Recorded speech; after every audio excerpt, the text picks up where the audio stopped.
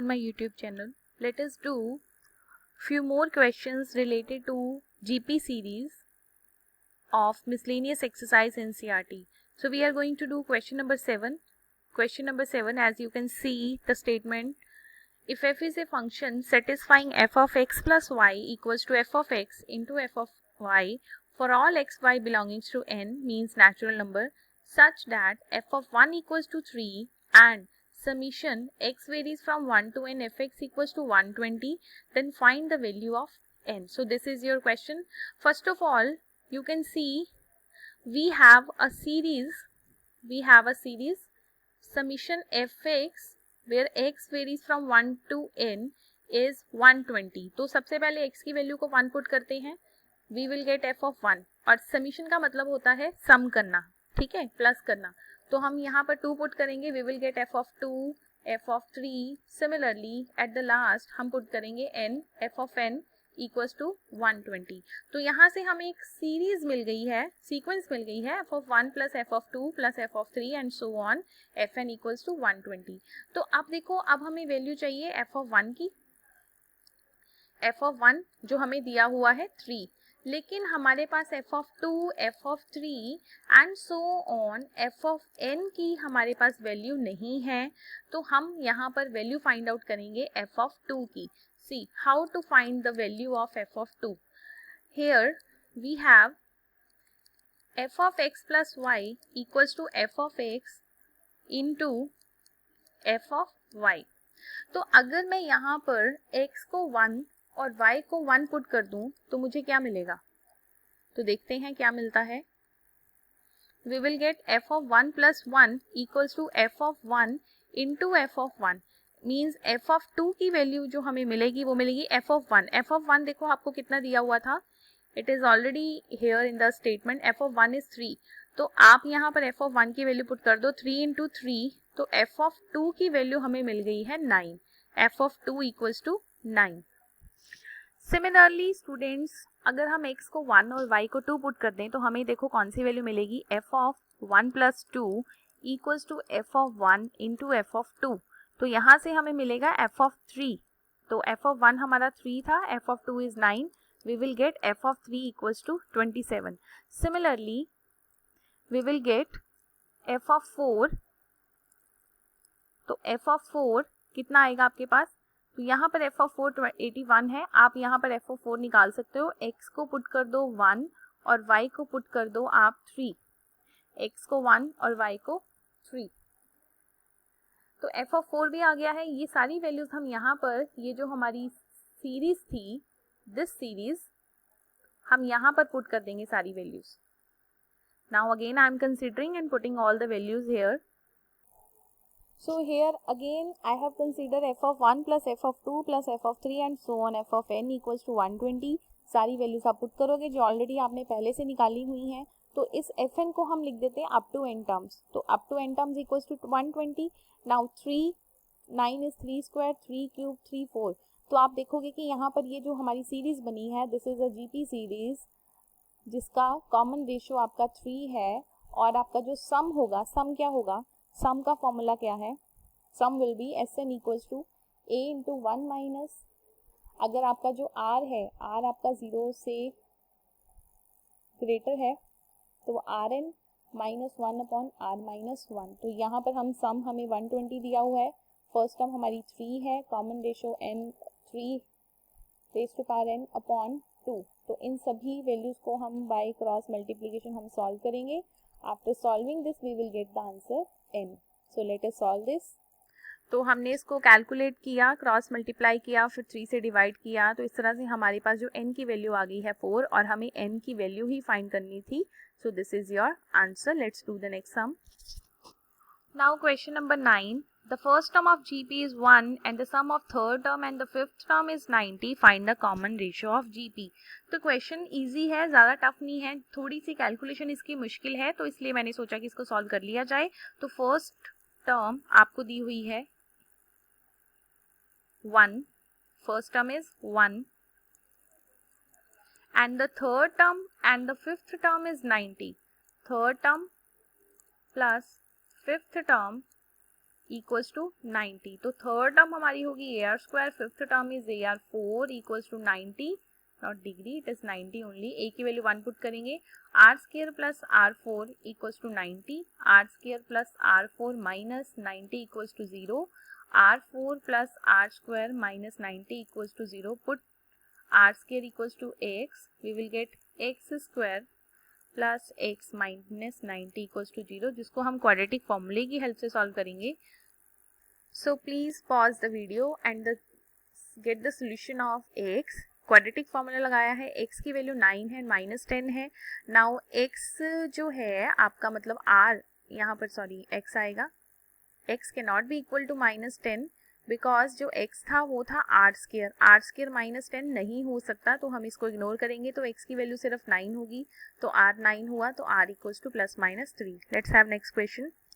Let us do question number 10। The sum of three numbers of GP is 56. If we subtract 1, 7 and 21 from these numbers in that order, जिसमें एक दिए गए हैं already, we obtain an AP. Find the numbers. First of all, we are to take the sum of three numbers of GP. And what is the sum of three numbers? First term is A, second term is AR, and the third term is AR square. इन तीनों का sum है 56. Take A as common. Now, according to question, आपको क्या दिया गया है कि हर एक नंबर में से आपने 1, 7 और 21 को सब्ट्रैक्ट करना है। तो इन तीनों नंबर्स को सब्ट्रैक्ट करते हैं according to question. The numbers new terms will be, not numbers, new terms will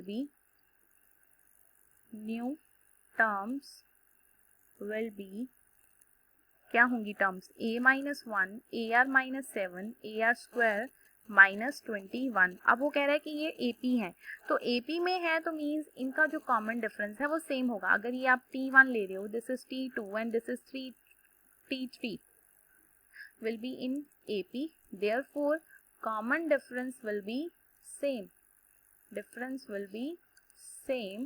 तो कॉमन डिफरेंस आपका क्या होगा? T2 माइनस T1 किसके इक्वल होगा? T3 माइनस T2 के। इसको सॉल्व करते हैं और देखते हैं हमारे पास क्या इक्वेशन आती है। So after solving T2 minus T1 equals to T3 minus T2, we get this equation. After calculating all these constants, variables, we will get A into R square minus 2R plus 1 equals to 8.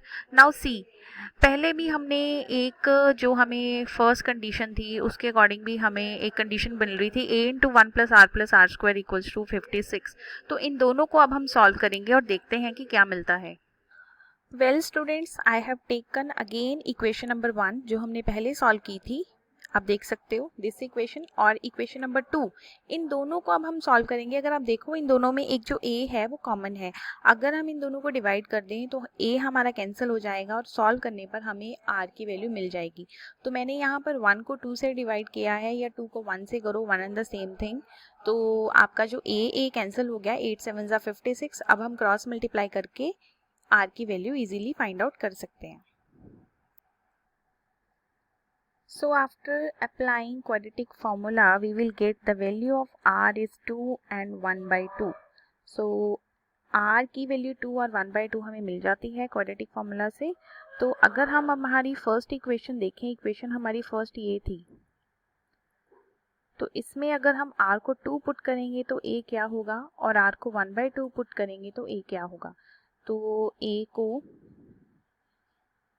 यहाँ पर 2 put करते हैं, 1 plus 2 square equals to 56, 4, 6 and 7, a equals to 8 not 58, a equals to 8। तो यहाँ पर put करते हैं 1 by 2, we have to take LCM. After this we will get 4 LCM, 4 plus 2 plus 1, 7 by 4, 4 by 7, then a equals to 32।